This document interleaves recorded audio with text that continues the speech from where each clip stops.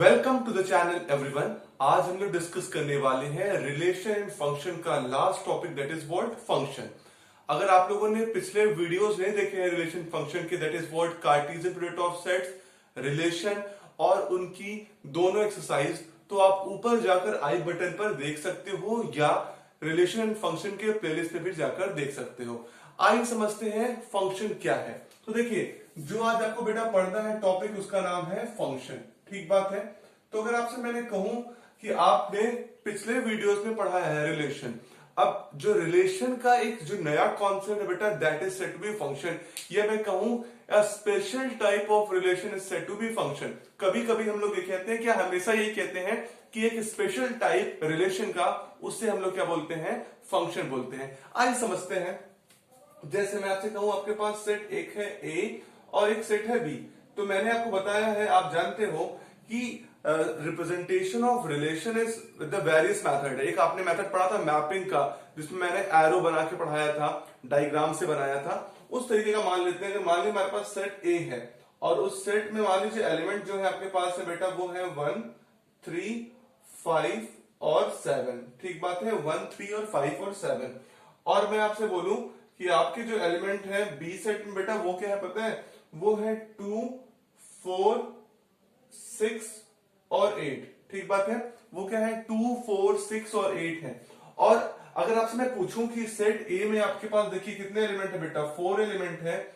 Set B में भी आपके पास कितने एलिमेंट है, 4 एलिमेंट है। मैं पूछूं आपके पास ए क्रॉस बी में कितने एलिमेंट आएंगे, तो आप बोलोगे सर 4 इंटू 4 16 एलिमेंट आएंगे। कंफर्म बात है, मतलब 16 ऑर्डर्ड पेयर आने वाले हैं। कंफर्म बात है, अगर 16 ऑर्डर्ड पेयर आने वाले हैं और मैं आपसे पूछूं कि इस दो सेट से कितने रिलेशन बन जाएंगे, तो आप बोलोगे सर 2 रिलेशन बनेंगे, उतना उस पर डिपेंडेंट दोनों सेट से, वो 2 द पावर 16 बन जाएंगे रिलेशन।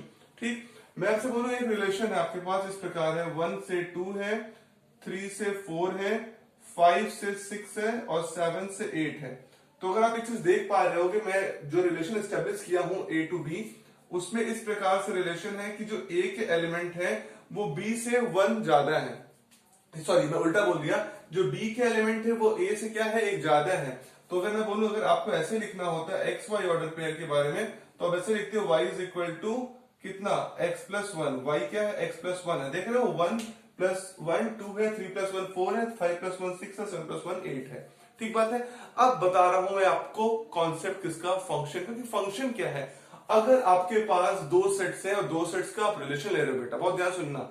अगर आपके पास दो सेट्स हैं और उन दो सेट्स का आप रिलेशन ले रहे हो, अगर पहले सेट ए सेट के सारे जितने भी एलिमेंट्स हैं, ए सेट के सभी एलिमेंट्स की क्या हो, इमेज हो बी सेट में, और वो इमेज क्या हो, यूनिक हो, या मैं कहूं ए की जितने भी इमेज हैं, एक सेट के जितने भी इमेज बने बी सेट में, सभी क्या हो, वन एंड ओनली वन हो या यूनिक हो। बहुत ध्यानपूर्वक समझिएगा मैं बोल रहा हूं क्या। अगर आपके पास सेट ए है और आपके पास सेट बी है, if every element of set A has one and only one और unique image in set B is said to be function. Means वो रिलेशन जिसमें ए सेट के सारे एलिमेंट का क्या हो, इमेज सेट बी में हो, तो उस रिलेशन को हम लोग क्या बोलेंगे बेटा, फंक्शन बोलेंगे। इसीलिए मैंने क्या बोला स्टार्टिंग में, function is a special type of relation. Function क्या है, एक स्पेशल टाइप ऑफ रिलेशन है, उस रिलेशन में जिसमें पहले सेट के सारे एलिमेंट के क्या हो, इमेज है हो दूसरे सेट में, तो उसे हम लोग क्या बोलते हैं, उस रिलेशन को फंक्शन। आइए कैसे लिखते हैं, if we have two sets, if we have two non-empty set, लिख देते हैं non-empty set A and B, then if every element of set A has one and only one image in set B, then it is said to be function। उसे हम लोग क्या बोलेंगे बेटा, it is said to be function। ठीक बात है। अब देखिए, हम ध्यान पूर्वक समझिए इस बात को क्या ये जो सेट मैंने बनाया है ए टू बी और इसमें जो रिलेशन आ रहे हैं 1 2, अगर मैं इसका रिलेशन लिखूं, देखो कैसे लिखूंगा, ऐसे लिखूंगा ना, 1 2 3 4 5 6 और 7 8। तो आप देख पा रहे होंगे क्या इस रिलेशन में जितने भी एलिमेंट मैंने लिखे, जितने भी रिलेशन में इस मैंने ऑर्डर्ड पेयर लिखे, क्या जो पहले एलिमेंट है 1 3 5 7 सबके इमेज सेट बी में है? अगर सबके इमेज सेट बी में है तो कंफर्म है इस रिलेशन को हम लोग क्या बोलने वाले हैं? फंक्शन बोलने वाले हैं। तो ये जो रिलेशन हुआ ए टू बी से हम लोग क्या बोलेंगे? फंक्शन बोलेंगे। ठीक बात है, क्योंकि इसमें सारे एलिमेंट के क्या है, पहले जो एलिमेंट है आपके सेट ए के सबके one and only one image है और यूनिक इमेज है। ठीक बात है। आइए समझते हैं कुछ और कॉन्सेप्ट किसको। देखिए, अगर मैं आपके पास कहूं एक सेट ए है और एक सेट बी है, ठीक बात है, अगर कोई सेट ए है और कोई सेट बी है, तो अगर कोई फंक्शन है, उस फंक्शन में क्या बोल रहा हूं? एफ से। अगर कोई सेट ए है और आपका दूसरा सेट है ए टू बी और उस रिलेशन में एफ है, मान लीजिए f is relation to set A to B, तो हम उस रिलेशन को फंक्शन कब बोलेंगे? अगर जितने भी ऑर्डर्ड पेयर बन रहे होंगे आपके उस रिलेशन एफ में और सभी ऑर्डर्ड पेयर के जो पहला जितने भी डिस्टिंक्ट ऑर्डर पेयर होंगे उसमें कभी भी पहला एलिमेंट क्या होगा ऑर्डर्ड पेयर में? वो सेम नहीं होना चाहिए। मैं क्या बोल रहा हूं, बात समझिएगा इस बात को, कि जितने भी ऑर्डर्ड पेयर आपके इस फंक्शन में, अगर ये फंक्शन है relation, if I am saying what f is relation with A to B and this relation f is said to be function, इस रिलेशन एफ को फंक्शन हम तभी बोलेंगे अगर जितने भी ऑर्डर्ड पेयर हैं, डिस्टिंक्ट ऑर्डर पेयर हैं आपके रिलेशन में, उसमें सभी डिस्टिंक्ट ऑर्डर पेयर, कोई भी एक दो ऑर्डर पेयर के पहला एलिमेंट कभी भी सेम नहीं आना चाहिए। अगर पहला एलिमेंट सेम हो गया इसका मतलब क्या है? उस पहले एलिमेंट के दो इमेज हो गए, तो ये तो हो ही नहीं सकता। अगर दो इमेज हो गए तो मतलब कहानी क्या होगी बेटा? गड़बड़ हो गई ना, और कहानी का गड़बड़ हो गई तो वो क्या नहीं होगा? फंक्शन नहीं होगा। क्लियर बात है। आइए मानते हैं कि कोई आपका ऑर्डर पेयर है, अगर कोई ऑर्डर पेयर है इस फंक्शन में बिलोंग करता है, मान लीजिए कोई ऑर्डर पेयर है ए बी और इस ये ऑर्डर पेयर बिलोंग करता है फंक्शन में। ठीक बात है, मतलब वो रिलेशन फंक्शन है और उसमें कोई ऑर्डर पेयर है ए बी बिलोंग करता है एफ में। ठीक बात है, उस फंक्शन में ये ऑर्डर पेयर बिलोंग करता है। तो इसका मतलब क्या है? देखिएगा, इसका ये मतलब है कि और from set A to B, from set A to B, अगर ए टू बी सेट से एफ फंक्शन में a b order pair belong करता है। ठीक बात है, अभी समझ जाऊंगा इसको एग्जांपल से और अच्छा समझ में आएगा। ए बी बिलोंग करता है किसी फंक्शन में from set A to B में, तो इसका मतलब क्या कहा जाएगा? ए इज द, और देखो ये पता है ये ए बिलोंग करेगा सेट ए में और ये जो बी बिलोंग करेगा, स्मॉल बी, कहां बिलोंग करेगा? कैपिटल बी सेट में। तो भी ठीक है कि नहीं? अब देखो हम लोग क्या बोलेंगे?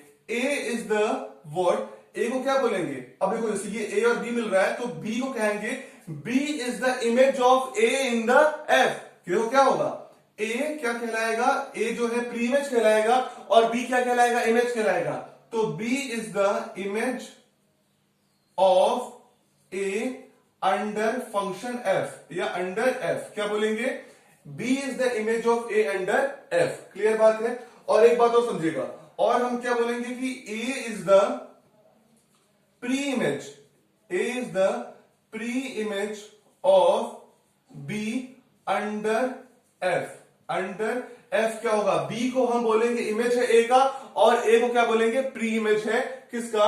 बी का। A is the pre image of B under F. और एक बात और समझिए, एकदम इंपॉर्टेंट बात बेटा है कि अगर आपका ए बी बिलोंग कर रहा है फंक्शन में, इसका मतलब क्या है? मैं फिर से बोल रहा हूं, इसका मतलब क्या है कि function is every time a rule. Function क्या है? रूल। उस रूल से आप कोई एलिमेंट उसके अंदर रखोगे तो उससे दूसरा एलिमेंट एसोसिएट होगा।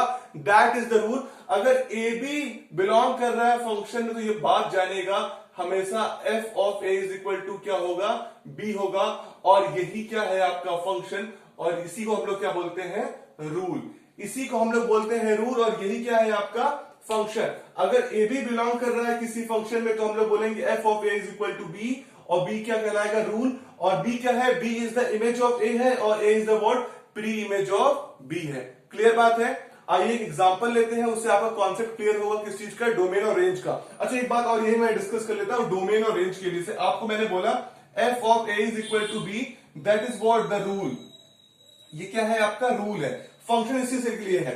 अब मैं क्या बोल रहा हूं? डोमेन क्या होगा? देखिए जैसे आप लोगों ने वहां भी पढ़ा था domain is what the set of first element of the ordered pair. तो यहां पर भी सेट है किसका, फर्स्ट एलिमेंट का ऑर्डर्ड पेयर का, लेकिन कुछ चीजें क्या है थोड़ी सी डिफरेंट होने वाली है, समझिएगा। कैसे समझेंगे कि आपको पता है कि हर रिलेशन फंक्शन नहीं होता है, लेकिन हर फंक्शन रिलेशन होगा, है कि नहीं। हर रिलेशन फंक्शन होगा क्या, नहीं, कोई जरूरी नहीं है, कोई एलिमेंट बच सकता है, कोई एलिमेंट के दोबारा ही में जा सकते हैं, लेकिन जितने भी फंक्शन होंगे वो पक्का है रिलेशन होंगे। जैसे मैं आपसे कहूं कि अगर ए बी बिलोंग कर रहा है फंक्शन में, इसका मतलब क्या है, a b f of A is equal to b. अब देखिए मैं क्या बोल रहा हूं, आप जब भी ए रखोगे, ए को क्या कह रहा है, ए की वैल्यू रखोगे तो तुम्हें बी मिलेगा, तो समझो ए डोमेन के लिए काम करेगा और जो तुम्हें मिलेगा बी, वो तुम्हें क्या काम करेगा, रेंज का काम करेगा। क्लियर बात है, वो तुम्हें काम करेगा रेंज का। तो डोमेन क्या होता है बालको, इस बात को समझ लेना तुम लोग। Domain is the set of all the values of A for which the function is defined. Domain हम लोग क्या बोलेंगे, all the value of A for which the function is defined. वो सारी वैल्यूज ए की, जो भी ऑर्डर पेयर की बात कर रहे हैं उसके लिए, जिसके लिए फंक्शन डिफाइंड होगा, वो आपका होगा डोमेन। और दूसरा रेंज, रेंज क्या है, for all the different values of what a for which the function is defined, what you are getting at what as the image is said to be what is range। जो different domain की values के लिए जो तुम्हें image मिल रहा है, b मिल रहा है, वो तुम्हें क्या बोलना होगा, उसे क्या हम लोग बोलेंगे, उसे हम लोग बोलेंगे रेंज। या इसको मैं ऐसे लिख दूं कि fx of equal to y। अभी भी ये रूल है, डिफरेंट एक्स जो होगा वो डोमेन होगा, और जो डिफरेंट y मिलेगा वो क्या होगा, आपका रेंज होगा। ठीक बात है, तो याद रखिएगा domain is what the set of all the values of x for which the function is defined, and range is what the set of all those value of y for which you are getting the value when you are putting the value of x। जब आप x का value put up कर रहे हो, जो तुम्हें y मिल रहा है, वो तुम्हारा क्या है बेटा, रेंज है। क्लियर बात है। आइए इस बात को समझते हैं कॉन्सेप्ट से, एक एग्जांपल के तौर पे आपका कॉन्सेप्ट बहुत ही क्लियर हो जाएगा। मैं दो एग्जांपल लेके चलूंगा, आपका एकदम कॉन्सेप्ट एकदम आसानी से क्लियर हो जाएगा। मैं आपसे बोलूं एक रिलेशन है आपके पास, और उस रिलेशन में ऑर्डर्ड पेयर है। देखो 1 2 है, 2 3 है, 4 2 है, और 5 1 है। और मैं आपसे पूछूं क्या ये relation is this relation is function, क्या ये relation is this relation is function, तो आपको बताना है क्या ये रिलेशन फंक्शन होगा। If it is function then find the domain and range of the function. अगर ये फंक्शन है तो बताओ डोमेन और रेंज क्या होगा इस फंक्शन का।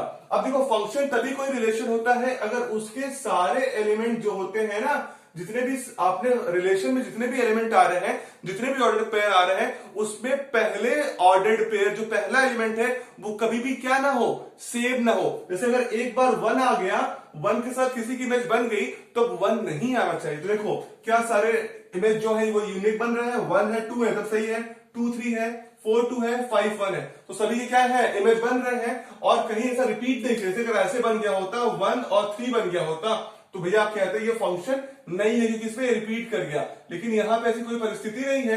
तो देख लो सारे के सारे इमेज क्या है, यूनिक है, तो ये रिलेशन क्या हो गया आपका, फंक्शन हो गया। तो इसका डोमेन क्या हो जाएगा, डोमेन फिर से बेटा set of all the first value, that is what 1 2 4 and 5। और रेंज क्या हो जाएगा आपका बेटा, रेंज विल बिकम व्हाट 2 3 और 1, 2 3 1 क्या बन जाएगा आपका, रेंज बन जाएगा। क्लियर बात है।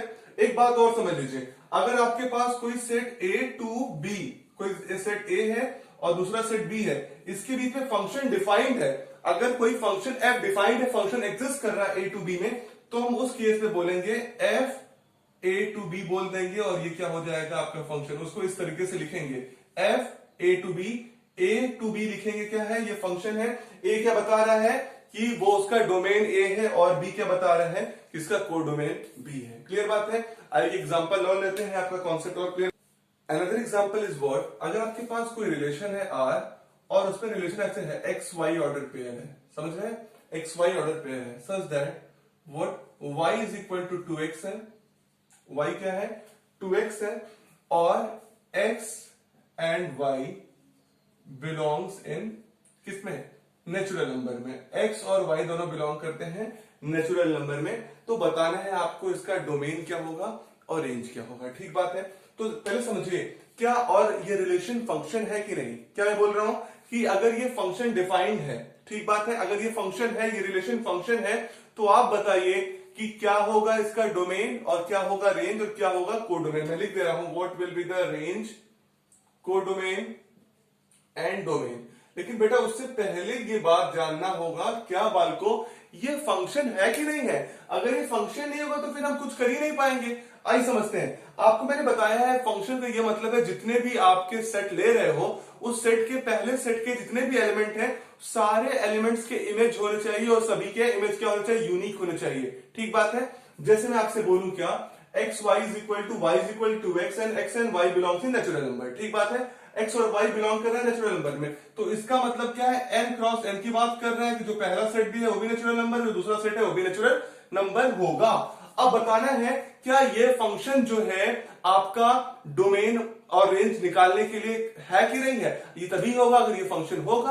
अब समझो इस बात को, आपको पता है मैंने बताया कि कोई फंक्शन है f x is equal to y के टर्म में होना चाहिए, f x is equal to y के टर्म में होना चाहिए। और तुम लोग खुद मुझे बताओ ये फंक्शन तभी होगा अगर सारे वैल्यूज जितने भी एक्स है, क्योंकि एक्स कहां बिलोंग करेगा, एन में बिलोंग करेगा, अगर सभी वैल्यूज ऑफ एक्स के लिए ये फंक्शन डिफाइंड होगा, मतलब आपको रिजल्ट मिल रहा होगा, वाई मिल रहा होगा, तो तुम लोग कहोगे क्या बेटा कि ये फंक्शन है। अगर वाई नहीं मिल रहा होगा तो फंक्शन नहीं होगा। और चेक करो, अगर आप एक्स और वाई, एक्स कहां से लेते हो, एक्स बिलोंग करता है नेचुरल नंबर में, और मैं तुमसे बोलूं पहला नेचुरल नंबर क्या है, 1। अगर 1 रखोगे तो एफ ऑफ 1 की वैल्यू कितनी आ जाएगी, क्योंकि वाई क्या है, 2x है, 2 इंटू मल्टीप्लाई कर दो x का तो 2, एफ ऑफ 2 कितना आएगा बाल को, 2 इंटू 2 कर दोगे 4, एफ ऑफ 3 कितना आएगा 6। अगर आप देखो लगातार जितनी भी वैल्यू तुम नेचुरल नंबर में रखोगे तुम्हें हर नेचुरल नंबर की वैल्यू के लिए क्या मिल रहा है, कोई रिजल्ट मिल रहा है। हर नेचुरल नंबर जो एक्स से ले रहे हो उसके लिए कोई ना कोई वाई मिल रहा है। तो देख रहे हो 1 2 3 4 5 एंड सो ऑन इंफिनिटी तक तुम कुछ भी नेचुरल नंबर में लोगे सब वो एक्स नेचुरल नंबर में बिलोंग कर रहा है। इसका मतलब हर एक्स के लिए आपको रिजल्ट मिल रहा है। इसका मतलब ये क्या है, फंक्शन है। और वो भी रिजल्ट क्या है, यूनिक मिल रहा है। देखो 1 का 2 आ गया, अब इसका मतलब ये नहीं कि 1 के लिए कुछ और मिल जाए, ठीक बात है, 1 के लिए 2 के अलावा कुछ नहीं मिलने वाला है। 2 का 4 मिल गया तो 2 के 4 के अलावा कुछ भी नहीं मिलने वाला है। क्लियर है कि नहीं बात? आइए समझिए, मैं पूछूं आपका डोमेन क्या होगा इसका, तो अगर आपसे मैं बताऊं डोमेन का मतलब क्या होता है बेटा, डोमेन का मतलब होता है all those value of x for which function is defined. अगर F x is equal to y general function लिख रहे हैं या F A equal to B लिख रहे हैं जनरल फंक्शन, मतलब एक्स की वो सारी डिफरेंट वैल्यूज जिसके लिए फंक्शन क्या हो, डिफाइंड हो। अब देखिए फंक्शन अगर डिफाइंड है, f x is equal to y है, तो बताओ एक्स की वो सारी वैल्यूज जिसके लिए फंक्शन डिफाइंड है, देख पाओगे 1 2 3 4 एंड सो ऑन, इतना सारा चीजें हैं, है कि नहीं? अगर इतनी सारी चीजें सबके लिए फंक्शन डिफाइंड है, मतलब एक्स की तो हर वैल्यू के लिए डिफाइंड है, तो एक्स कहां बिलोंग करता है, नेचुरल नंबर। इसका मतलब बाल को क्या, एक्स के सारे वैल्यूज के लिए फंक्शन क्या है, डिफाइंड है। तो इसका मतलब एक्स क्या है, नेचुरल नंबर बिलोंग कर रहा है, तो इसका नंबर क्या हो गया, डोमेन हो गया नेचुरल नंबर या एन। ठीक बात है, नेचुरल नंबर या एन, ठीक बात है। आइए इसका समझते हैं इसका रेंज क्या होगा। रेंज का बेटा मतलब है, रेंज का मतलब है कि what are the different values of y, y की डिफरेंट वैल्यूज क्या क्या आ सकती है। तो देखो y की वैल्यू क्या आ रही है, 2 आ रही है, 4 आ रही है, 6 आ रही है, 8 आ रही है, 10 आएगी, 12 आएगी, 14 आएगी, 16 आएगी, ऐसे ही तो बढ़ेगी। तो इसका मतलब क्या है, जो इसका रेंज है वो इवन मल्टीपल आ रहे हैं, तो इसका रेंज आप लोग क्या लिख लोगे, इवन नेचुरल नंबर। क्लियर है कि नहीं सब लोगों को? इवन नेचुरल नंबर, जितने भी आप नंबर्स ले रहे हो सभी डिफरेंट डिफरेंट आ रहे हैं और सभी क्या है, इवन नेचुरल नंबर आ रहे हैं। ठीक बात है, तो इसका डोमेन आपका नेचुरल नंबर हो गया और रेंज क्या हो गया, इवन नेचुरल नंबर। और को डोमेन आप जानते हो हमेशा सेट बी होता है, तो सेट बी क्या है, एन क्रॉस एन, तो वो तो नेचुरल नंबर होगा ही होगा। क्लियर बात है कि नहीं, आपको कंफर्म है? बोलिए भैया, क्लियर है कि नहीं, कंफर्म? आइए चलते हैं एक इसके नेक्स्ट कॉन्सेप्ट की तरफ, that is what, the algebra of function. जैसे आपने पढ़ा है कि एडिशन, सब्ट्रैक्शन, मल्टीप्लिकेशन, डिवीजन, वही बेटा कॉन्सेप्ट है कि आइए समझते हैं what is the algebra of function. बड़ा आसान सा कॉन्सेप्ट है, तो इसीलिए इसी पार्ट में अगर हम लोग कंप्लीट कर लेंगे तो आसानी हो जाएगी आपके लिए भी। ठीक बात है। जैसे मान लीजिए आपके पास फंक्शन है f और वो x2r है, या मैं बोलूं हाँ ठीक है x2r है, मतलब x से लेके r तक है, ठीक बात है, इसका रेंज रियल नंबर में आ रहा है। दूसरा फंक्शन है g x y, इसका नाम ले देता हूं y टू r है, ठीक बात है। तो अगर आपके पास ये डिफरेंट डिफरेंट फंक्शन है तो आप दो फंक्शन का एडिशन कैसे करोगे, दो फंक्शन का सब्ट्रैक्शन, दो का मल्टीप्लिकेशन और दो का डिवीजन कैसे होने वाला है, यही कॉन्सेप्ट है।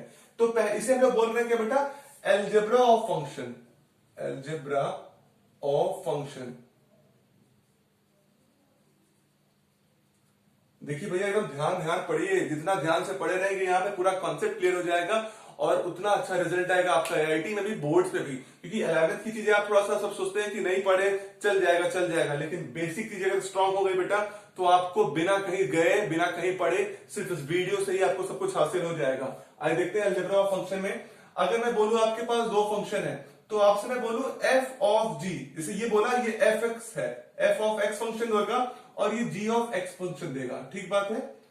तो अगर मैं आपसे पूछूं what will be the f of ji of x, अगर दो फंक्शन है तो उनका f of ji of x क्या आएगा, तो बहुत ही आसान बेटा, f of x plus g of x, ठीक बात है। आप दो फंक्शन को इंडिविजुअली ऐड कर लो, वो दोनों फंक्शन के एडिशन का रिजल्ट आ जाएगा, एफ प्लस जी। अगर ऐसे लिख दो एक साथ, f plus g of x give you f of x plus g of x, यही है addition of two function, clear बात है।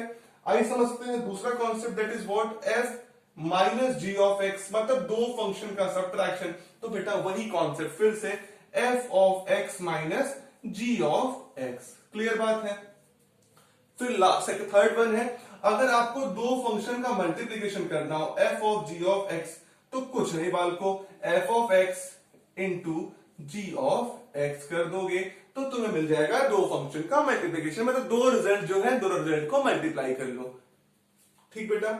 ये फर्स्ट हो गया एडिशन, ये हो गया सब्ट्रैक्शन, ये हो गया मल्टीप्लिकेशन, और आखिरी one that is what, division. अगर आपके पास दो फंक्शन है f of ji of x तो कुछ भी नहीं करना है, आपको क्या करना है, f of x upon g of x कर दोगे तो ये तुम्हें मिल जाएगा फोर्थ वन। तो ये एडिशन, ये सब्ट्रैक्शन, ये मल्टीप्लिकेशन, ये डिवीजन, क्लियर बात है। एक और भी होता है बेटा, स्केलर ऑफ फंक्शन या स्केलर मल्टीप्लीकेशन ऑफ फंक्शन। अगर आपको स्केलर मल्टीप्लीकेशन सब ये सब चीजें आप जान रहे हो, बेसिक है, बस फंक्शन के रूप में मैं बता दे रहा हूं कि अगर आपके पास ये आए और आप नए एक्सरसाइज लगाते रहो तो ये ना लगे आपको कि मैंने पढ़ा नहीं था, ठीक बात है। अगर आपके पास कोई फंक्शन है एफ और उसमें आप किसी नंबर से मल्टीप्लाई कर रहे हो, a इंटू एफ, तो क्या होगा, a into F of x अगर निकालना है इस तरीके से तो तुम्हारा क्या रिजल्ट आएगा, कुछ नहीं, तुम उस एफ एक्स में a से मल्टीप्लाई कर दो, मतलब f of x into a will give you the answer as a into f x is equal to f x into a, clear बात है।